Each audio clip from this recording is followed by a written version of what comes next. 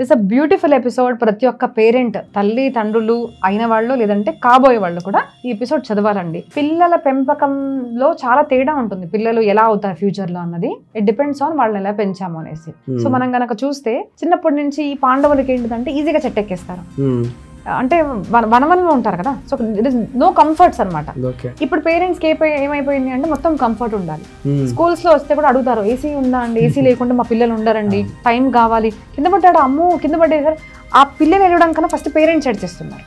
So పిల్లలకి కొంచెం బాధ కలగకూడదు. పిల్లలు పెన్సిల్ అడిగారు అంటే ఒక పెన్సిల్ అంటే 10 పెన్సిల్ తెచ్చిస్తున్నారు. సో అన్ని రకాల కంఫర్ట్ ఇస్తే వాళ్ళు మంచిగా అవుతారు అనుకుంటున్నారు. కానీ అలాగా పెంచకూడదని మహాభారతం చెప్పి వాళ్ళు ఎంత ప్రకృతిలో పెరిగారు, ఎంత ఆడుకున్నారు అన్నది వాళ్ళకు ఫిజికల్లీ అండ్ మెంటల్లీ కూడా స్ట్రాంగ్ చేస్తుంది అనమాట.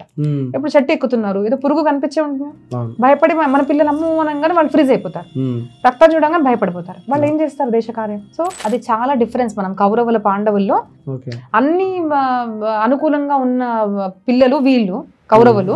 వాళ్ళకి ఏంటిదంటే కొంచెం ఇన్సల్ట్ చేస్తే నచ్చదు. అరే మా అమ్మని మాతో మాట్లాడలే నువ్వు మాట్లాడతావా, అట్లాంటి మెంటాలిటీలో పెరిగే వాళ్ళు సమాజంలో ఏ కార్యం చేయలేరండి.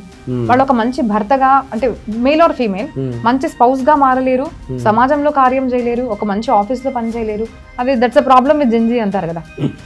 So what we have heard.